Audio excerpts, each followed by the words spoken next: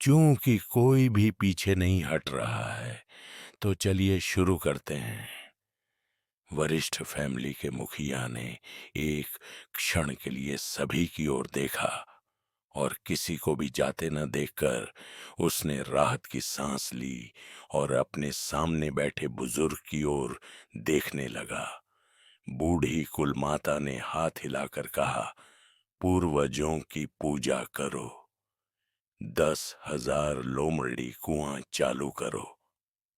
हाँ, वरिष्ठ फैमिली के मुखिया ने सहमति जताते हुए पूर्वजों की पूजा के लिए धूप बत्ती और मोमबत्तियां रख दी। लावण्या और अन्य लोगों ने भी ऐसा ही किया। विपिन और अन्य लोग केवल जादू की वस्तु थे। उनके पिछले जीवन की शर्तों के अनुसार उन्हें प्रेमी की भूमिका में माना जाता था और इसमें भाग लेने की कोई योग्यता नहीं थी, इसलिए वे चुपचाप किनारे पर प्रतीक्षा कर रहे थे। विपिन चुपचाप बैठा था जब उसने हर्यक अजात शत्रु को आते देखा। उसने अपनी आंखों में तिरस्कार का भाव लिए देखा। अगर मुझे सही से याद है तो क्या तुम्हारी कोई पत्नी नहीं है? ओरिजिन हॉल मास्टर की विधियों के नियंत्रण में हर्यक अजात शत्रु की तलवार चाकू सेक्ट में प्रवेश करने की स्मृति मिट गई थी। हालांकि डेस्टिनी हॉल परीक्षण की उनकी स्मृति अभी भी बनी हुई थी। सुभृण शेख उनके शिष्यों में से एक लग रहा था। साथ में दो बेहद खूबसूरत महिलाएं थीं जिन्हें उनके शिमू मास्टर की पत्नी के रूप में संदर्भित किया गया था। इस दृष्टि से उन्हें उसकी पत्नियां होना चाहिए, और फिर भी यह मूर्ख कुत्ते की तरह दौड़ता हुआ आया।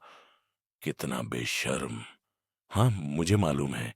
इसके बारे में क्या? विपिन ने सिर हिलाया। तुम वरिष्ठ फैमिली के लायक नहीं हो।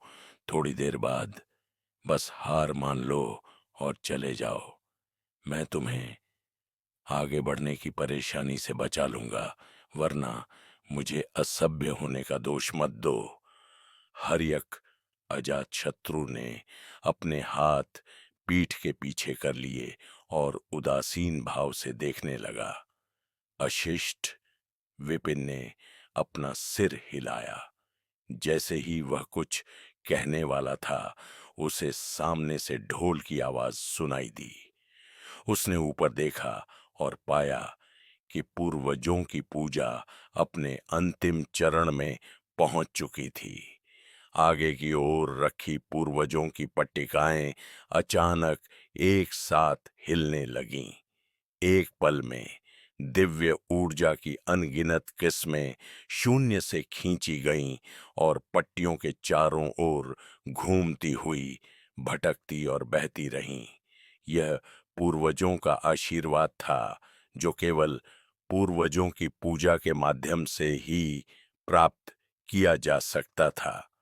बड़े परिवारों या सेक्ट में हर कोई आमतौर पर एक ही तरह की नियति की साधना करता है। हालांकि साधक मर चुके हैं, लेकिन नियति के बारे में उनकी समझ अभी भी पट्टियों में मौजूद है।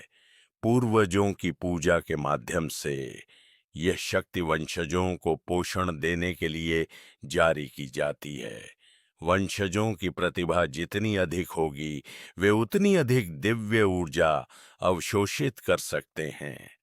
वृद्ध कुलमाता ने जानबूझकर पूर्वजों की पूजा का प्रस्ताव रखा, आंशिक रूप से पूर्वजों की आत्माओं को सांत्वना देने के लिए और आंशिक रूप से यह देखने के लिए कि लावण्या की क्षमता कितनी महान थी। ऐसा लगता है कि यह दिव्य ऊर्जा को अवशोषित करना शुरू कर रहा है। मैं देखना चाहता हूं कि यह कितना अवशोषित कर सकता है। वृद्ध कुल माता ने हल्के से मुस्कुराकर आगे की पट्टियों पर ध्यान केंद्रित किया। उसकी ताकत कमजोर नहीं थी, लेकिन वह भी शून्य में बहती हुई दिव्य ऊर्जा को नहीं देख सकती थी। हालांकि जब तक वह गोलियों को देखती रही, तब तक उसे अभी भी इस बात का अंदाजा हो सकता था कि क्या हो रहा है। वंशजों ने जितना अधिक ग्रहण किया, उन्हें में उतना ही अधिक आशीर्वाद मिला। यदि वे पटियाओं को हिला पाते तो यह दर्शाता कि पूर्वजों ने उनकी प्रतिभा को पूरी तरह से पहचान लिया था। उम्मीद है इस बार वे सफल होंगे। जब वृद्ध कुल माता उन पट्टियों को देख रही थीं, विपिन ने आकाश में विशाल दिव्य ऊर्जा पर ध्यान केंद्रित किया और उत्साहित महसूस कर रहा था। वह उपयोग के लिए कुछ खोजने के लिए संघर्ष कर रहा था, और अब वह प्रकट हुआ। सचमुच चीजें तब आईं जब आपने सबसे कम उम्मीद की थी।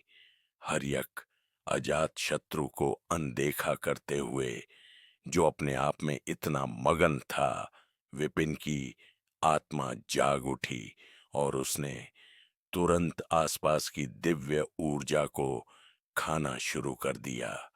शुद्ध शक्ति की एक धारा उसके एक्यूपॉइंट्स के माध्यम से उसके शरीर में प्रवाहित हुई, और अगले ही क्षण यह फॉक्स चार्म डेस्टिनी में बहते हुए स्वर्ग की लाइब्रेरी में प्रवेश कर गई। कुछ ही सांसों में दिव्य ऊर्जा का प्रवाह काफी तीव्र हो गया। विपिन ने अपनी भौहें सिकोड़ लीं। उसकी योजना थी कि स्वर्ग की करुणा दिव्य ऊर्जा को अवशोषित करे और इस अवसर का उपयोग दूसरे चरण में प्रवेश करने के लिए करे। लेकिन इसके बजाय यह सब इस चीज द्वारा भस्म हो गया। वह पहले तो फॉक्स चार्म डेस्टिनी को विकसित नहीं करना चाहता था, लेकिन अब यह बढ़ता जा रहा था। क्या यह उसके साथ खेल रहा था? स्वर्ग की करुणा अवशोषित करो, विपिन ने मन ही मन बुदबुदाया। आने वाली एनर्जी को स्वर्ग की करुणा की ओर मोड़ने की कोशिश कर रहा था। हालांकि इससे पहले कि वह उस तक पहुंच पाता, फॉक्स चार्म डेस्टिनी ने उसे एक बार फिर निगल लिया। इस समय फॉक्स चार्म डेस्टिनी एक स्पंज की तरह लग रहा था, जो बेतहाशा पानी को सोख रहा था और एक भी बूंद पीछे नहीं छोड़ रहा था। कई असफल प्रयासों के बाद विपिन को अंततः समझ आ गया। ये दिव्य ऊर्जाएं पैतृक आशीर्वाद से संबंधित होनी चाहिए और केवल फॉक्स चार्म डेस्टिनी द्वारा ही अवशोषित की जा सकती हैं। उसने शुरू में सोचा था कि वह स्वर्ग की करुणा की प्रगति में मदद कर सकता है, लेकिन अब जब ऐसा नहीं हो सका तो उसकी रुचि जल्दी ही खत्म हो गई। फिर भी अवशोषण की गति अभी भी बहुत तेज थी। कुछ ही मिनटों में उसने हजारों किस्में अवशोषित कर ली। इस बीच लावण्या, रश्मिका, अनुष्का और अन्य ने संयुक्त रूप से केवल 200 से भी कम किस्में अवशोषित की थीं। वे धीरे धीरे अवशोषित हो रहे थे, लेकिन बूढ़ी महिला यह नहीं देख पा रही थी। उसने केवल यह देखा कि गोलियां, जो पहले आसानी से हिल रही थीं, अब और अधिक तेजी से हिल रही थीं, हवा में केले के पत्तों की तरह। अच्छा अच्छा अच्छा। उत्साहित होकर वृद्ध महिला का चेहरा लाल हो गया और वह लगभग 100 के जोर से हंसने लगी। पहले तो उसे केवल संदेह था, लेकिन अब वह 100% निश्चित थी। केवल फॉक्स चार्म डेस्टिनी की सुप्रीम मास्टरी ही इतनी तेजी से एनर्जी को अवशोषित कर सकती है। लावण्या वास्तव में असाधारण थी। ठीक है, पूर्वजों की पूजा यहीं समाप्त होती है।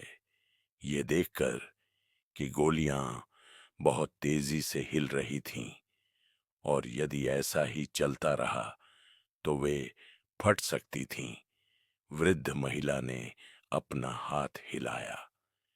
इससे पहले कि वह बोलना समाप्त करती, सभी पुश्तैनी तख्तियां एक साथ घायल छोटे कुत्तों की तरह फुसफुसा उठीं और फट गईं, जिससे लकड़ी के टुकड़े चारों ओर उड़ने लगे।